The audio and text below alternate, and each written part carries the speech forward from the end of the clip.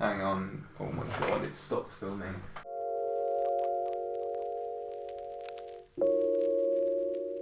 Hello people of YouTube. On this channel I'm trying to do different things, and one of the things I'm trying to do is talk to filmmakers, and I've had a couple chats before, but finally I'm able to talk to a local filmmaker, Callum Hilditch-crimes. He is a short filmmaker and now documentary filmmaker based in Greater Manchester, and he has made a documentary titled Congleton Jazz and Blues Festival. The Congleton Jazz and Blues Festival is a local jazz and blues festival. It's a about 40-minute drive from where I live in Greater Manchester, and it's really quite interesting. I thought a documentary on a local music festival would be quite slow and boring, but no, it's a really entertaining documentary filled with really interesting characters and produced in a really tight package.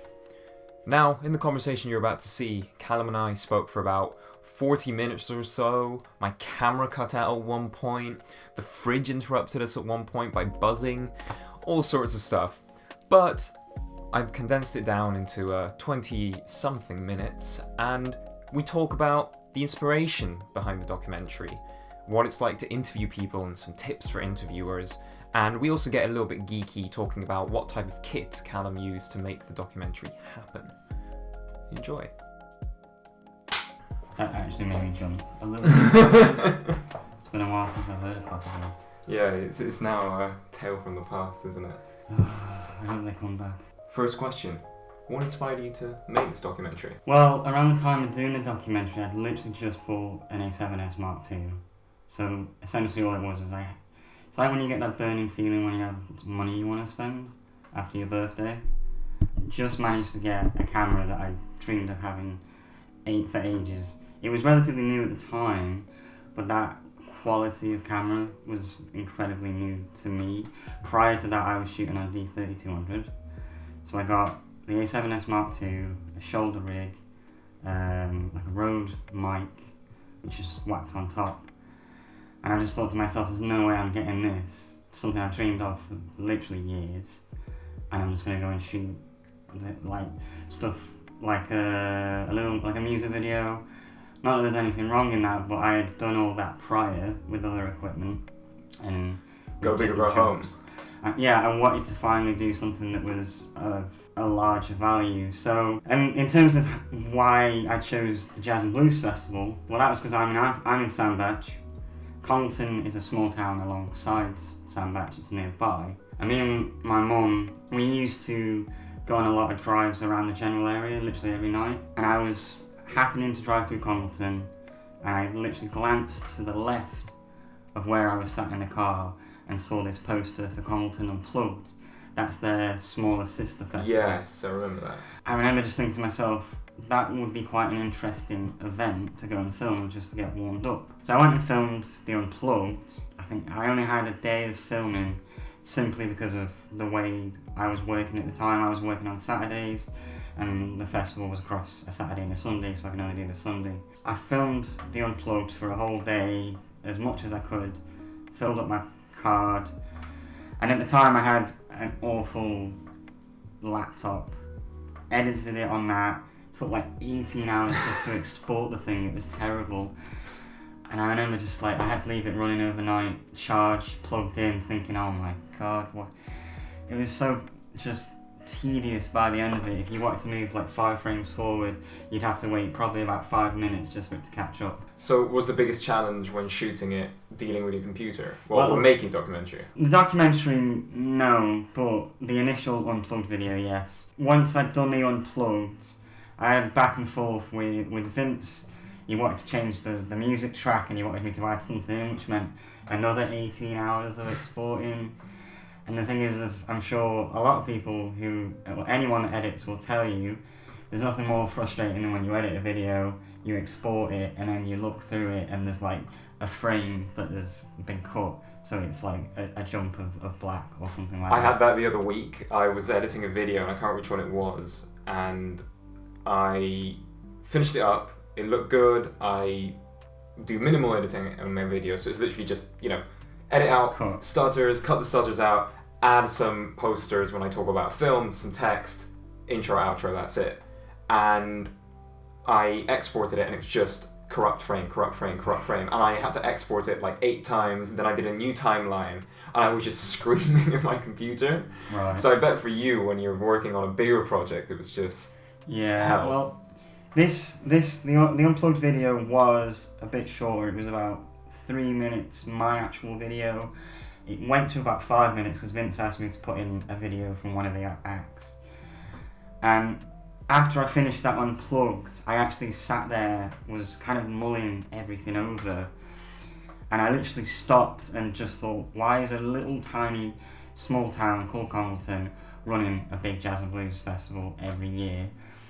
And I just thought there's got to be a really interesting story as to why that's happening. Had to find out, I was curious for myself, and then I thought, well, I might as well make a documentary about it. I've always loved documentaries, loved watching them. It's been something I've wanted to explore with filmmaking. A lot of what I want to do in filmmaking is obviously narrative, writing films, writing shorts, and directing those. But I still think documentary is a great medium to explore, and I also think it's a great exercise, especially for someone like me who was just getting their feet doing stuff.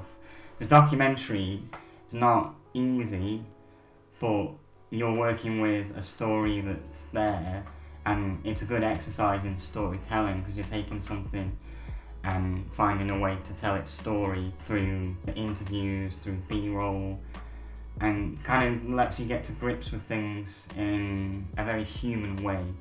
Yeah. So, because it's not fantastical, it's bare to the bones, unless it's like a mockumentary like What We Do in the Shadows, which is incredible anyway. It just blends the genres. Well, something like that is very much more a fantasy feature, really. It's just shot as a mockumentary.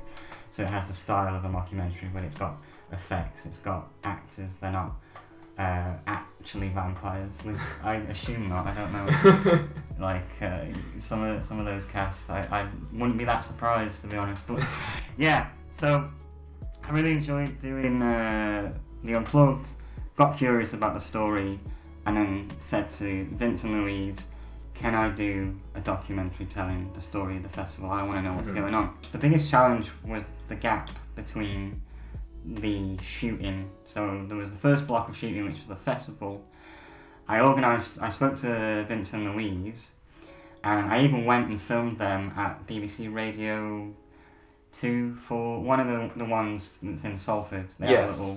I literally went and filmed. They have a little block where they go on the John Hellings show every year to kind of do a little bit of promo. Oh, that's cool. It is, and I've never been inside there. It's completely pitch black except for a few mood lights. Obviously completely useless. It was the most, like, I think I might have mentioned this before, it's the most ghetto DIY thing I've probably ever done. You were telling me just before you started shooting, yeah. Yeah, what I had to do was I had this little LED light that I barely ever use, especially nowadays. You slide a battery into it, and I didn't take a stand with me. So I had my camera, shoulder rig, 50mm again, and this little tiny light. Because I didn't really know what the setup was going to be like, and of course I walked in and was like, this room's pitch black. And in the end I decided to make a makeshift sling out of a diffusion sheet that I brought. So I had the camera on my shoulder and this makeshift like sling around my neck and the light in it on battery, attempting to illuminate Vince and Louise, and it didn't work at all. I never used the footage. I think I actually lost it as well. It's like Flavor Flav with his like giant watch clock chain, but with a light. With a light, and looked like you've broken your arm or something. So, I mean, the funny thing was, Vince sent me the interviews when I started editing in 2020, so this year. I listened through, and you can actually hear me like walking around, and you can hear the little doo-doo like sound that the Sony makes when you turn it on. It's really, I hate the sound. I can't remember if I figured a way of turning it off because it's so obnoxious. And then what happened from 2017 and 2019 was this pit of just existential filmmaker crisis of, oh my god, I have this project that could finally be a documentary for me. It's so close and yet so far, because I can't just take B-roll footage and edit it to music like I've already done. And I was getting to the point where I thought, well, if I get a narrator, which we did end up actually doing, but not for this reason. If I get a narrator and try and maybe get some information off someone or figure it out myself, how everything started and how things have progressed, I can write a script up, get the narrator to record, and edit the B-roll to that and some music and stuff like that. And that was, if I'd never heard back, was probably what I would have done. And the only advice I can ever give to anyone is just persevere, because I remember I was in Portugal with my girlfriend and I had this another moment of waking up in cold sweat thinking, oh my god, the documentary. I need to finish the documentary. So I messaged on Facebook and Vince got back to me. From there we organised interviews with Joe Manning, the guy that started everything, an interview with Vince of course, and then Vince and Louise, the actual organisers of the team that are doing it now, and some musicians and artists and stuff. If I was to have a critique of my own work, it would have been nice to have a bit more of that side of things. Yeah. But unfortunately the musicians that work within the festival, which is another tricky thing, is they are very busy. Prior to what's going on, they were doing festivals and recording albums. Yeah. And so it's hard to say to someone, come along for a quick interview, especially when some of them live in Manchester and Stoke and some of them come from all the way from London. They're not going to do that. With interviews, in my opinion, I prefer myself personally to have a rough structure of the points I need to hit, but everything in between is just conversation. Yeah. Just what comes out, yeah. Because the thing is, there was this, from that you get stories and little bits and pieces of info that you would never get if you were like, oh, well, how did this start? What did this do? See, what I used to tell my writers at the Mancunian was, when I was training them for interviews, the number one piece of advice I'd give them was, no matter how starstruck you may be with your subject or how unfamiliar you may be with them, both extremes of the spectrum, it's a conversation, not an interrogation. Yeah. Because if you want to interrogate someone, that's a piece for like BuzzFeed, where you just have, the black text and the bold text and the non-bold text, where it's like, where were you born? Oh, yeah, Manchester. And those, that has an audience. But if you want the real deal, like, the most natural, realistic story and conversation with someone, it's just that, having a chat with them and not cornering them. The other thing that I did was, you've just got to try and speak to people a bit prior as well. Break the ice, make sure you kind of go over the points, because I mean we did have a drink about a month ago now where we already spoke about the documentary a bit, but that was it was stuff that, I don't know, just getting over stories and going over the ice breaking part, I guess, of meeting someone. That was kind of what my approach to it was. I know there's bits I want to know about. How did things start? How did they progress? How did you get involved? But everything else, and from that, like, I got stories from Joe about all kinds of things, some of which I didn't put in because I just couldn't. Hang on, oh my god, it stopped filming. So, rude interruption by technical difficulties. See, it's always a struggle. You try and be as professional as possible, and then it just, something fucks up along the way. It's happened to me so many times. It did actually happen on the documentary, so don't worry about it at all. There was a chunk with Vince's interview where the camera, like the Sony, only stops at like 30 minutes. Yeah. And which I knew and I was looking out for, but there was literally, I think, a 10-second gap where I was kind of just engrossing what he was saying, and then I looked down and I was like, oh no. Press record quick. You were saying how it was a challenge to get together, and the fact that you didn't know where it was going at different points, and you just kept building on it. But I just have to say that you did a fantastic job. It's such a good documentary about something that you could say, oh, it's just blues and jazz festival from a tiny town. Yeah. But you've made it so honest and so enticing that it's genuinely fascinating me, and I actually want to go as soon as it's possible. It's definitely something I want to do. But what I'm curious about, and if you want to talk about it, is the budget. Right. So was this like a zero budget thing, or did you have a bit of money to put into it? Not really, no. It just kind of started me wanting to do something, And obviously with 2020 being the way it's been, Vince was he called me up and said, we're not doing the festival this year. Do you want to edit the documentary together and we'll put that out as a substitute for a live event? And they also did a recording of 3 acts as well that they put out. So you had the musical aspect and then you had this documentary. But budget-wise, all the equipment was mine. I did thankfully upgrade to a MacBook and was able to edit on that. And I did all the motion graphics within After Effects. Darren Graham, the guy that does the posters, the t-shirts, all the merchandise, the graphics, he was kind enough to give me the artwork and Illustrator files so I could animate them in sick. That's so useful. After Effects. Because even if I had gone and made my own stuff, which I only had about 2 months to edit the documentary from when Vince told me to when they wanted to put it out, even if I had the time to make my own, obviously it wouldn't have married up well with what they've already put out, so I'm very grateful he did that. In terms of budget, I think the only thing where budget was spent was on the voiceover, because we had Chris Jam, who's he's got an amazing voice. I know him from, I met him at a live album recording for Pieces of a Man. He does some amazing poetry.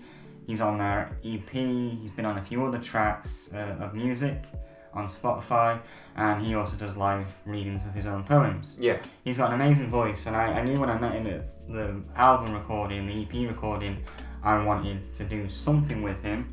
And initially, when we have done some stuff for the short film, which we did at the same time, he was just incredible. We did quite a long session for the documentary, and then he still came and helped me out with the short film. What a legend. Did a long session and was very particular about he wanted to get his delivery perfect.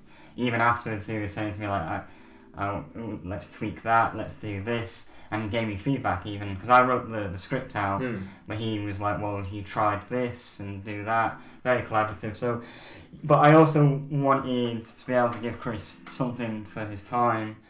Obviously it was a low budget thing, so I'm very grateful he helped me out there as well. And that's the kind of thing, is like, in terms of filmmaking, if you're able to kind of make connections and go and speak to people, and obviously right now it's difficult, but being able to go to events, and you'd be surprised the people you meet, what it can go on to afterwards. So yeah, budget was very low.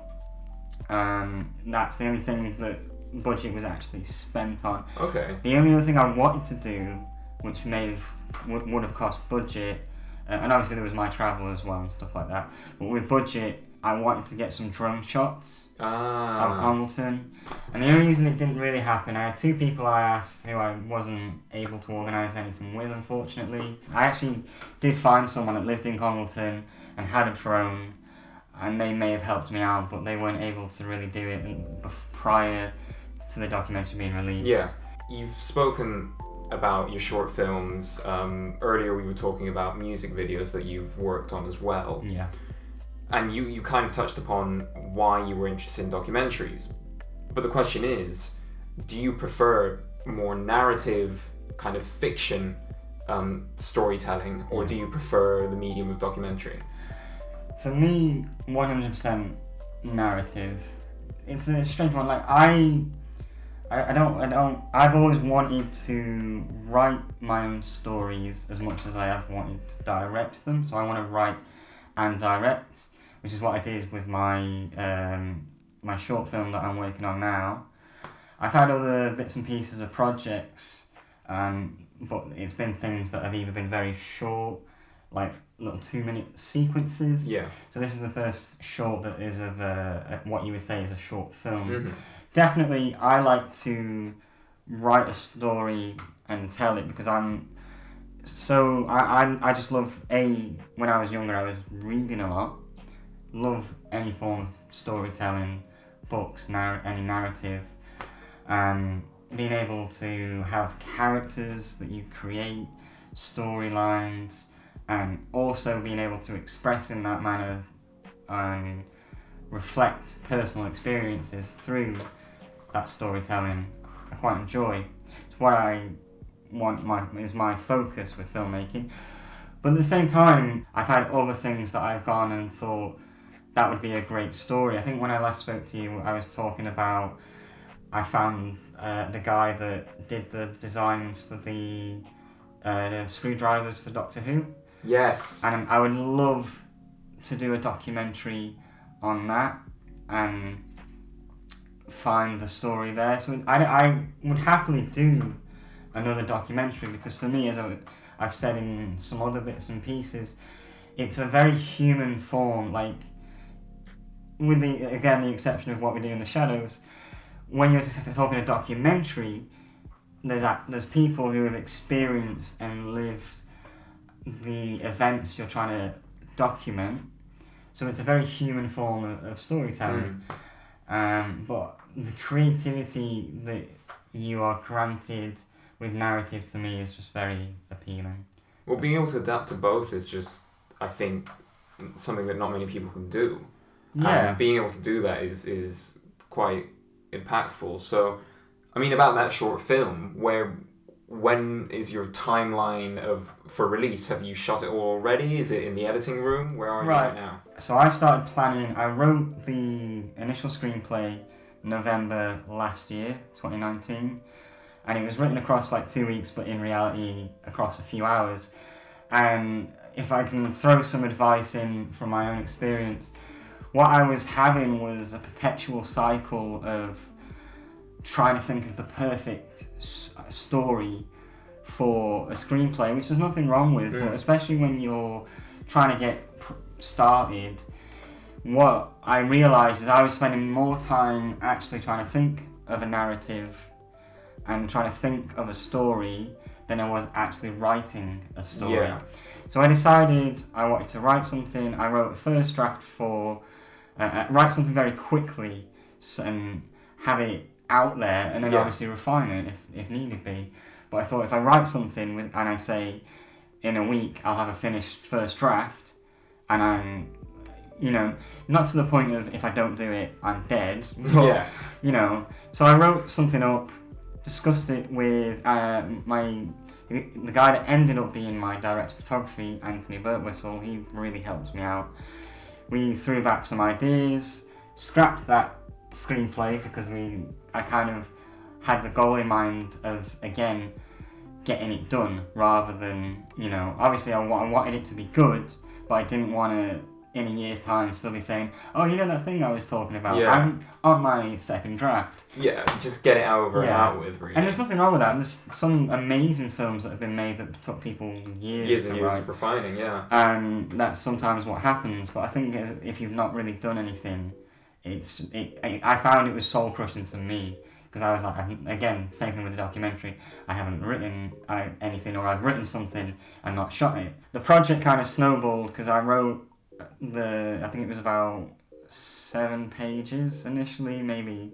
I can't actually remember how many now, but wrote it across this 2 week period, refined it. We went over the story, and Ant gave me some feedback, and eventually came to this final concept. And then I had the whole experience of, again, I actually went and spoke to an actor, Will Cross, who was an amazing actor, and spoke to his agent, which for me, that was an interesting experience. And again, it was that thought of, I want this project to, I don't want the actors basically not sort of show up. Yeah. So when I spoke to someone who I knew was going to be serious about it, and it was supposed to be shot in an attic across 2 days, and then I thought, well, I want this project to be above anything I've done prior, because I want to push myself. So it snowballed, so I said, well, maybe I'll get an FS7 and some slightly better lenses, and obviously a bit of lighting. And then I spoke to Media Dog. They were incredible. I spoke to them, and I talked about getting an Arri mirror, and then because I had an Arri mirror, Canon and Cinema Primes we were talking about, dado lights, all this equipment that I was talking to Ant about. Basically snowballed, and it ended up being an Aria mirror shot in Victoria Baths across a day, 7 hours in Victoria Baths, a few in another location, and with lights, an amazing focus puller, and some runners. So we shot everything in February, just before the lockdown, and then at the minute it's in post-production. So I have a rough cut. I've recorded voiceover with Chris, so I need to work the voiceover in, and I also need to refine my edit, and I'm also now working on VFX. Once that's all done, it's then on to Foley and music and composition. Yes.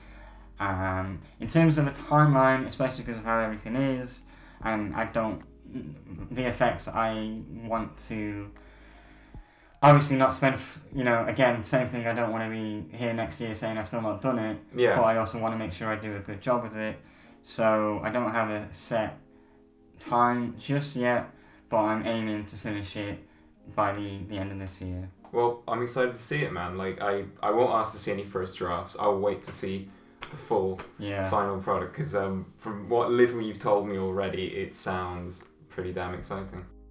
Thank you for watching this conversation. If you want to watch the Congleton Jazz and Blues Festival documentary, it's linked in the description below. It's free to watch, and it would go a long way if you shared it with a couple people. Just like if you shared this video. If you want to stay in the loop of what I'm doing and the content I've got to produce soon, because I've got some interesting things in the pipeline, subscribe.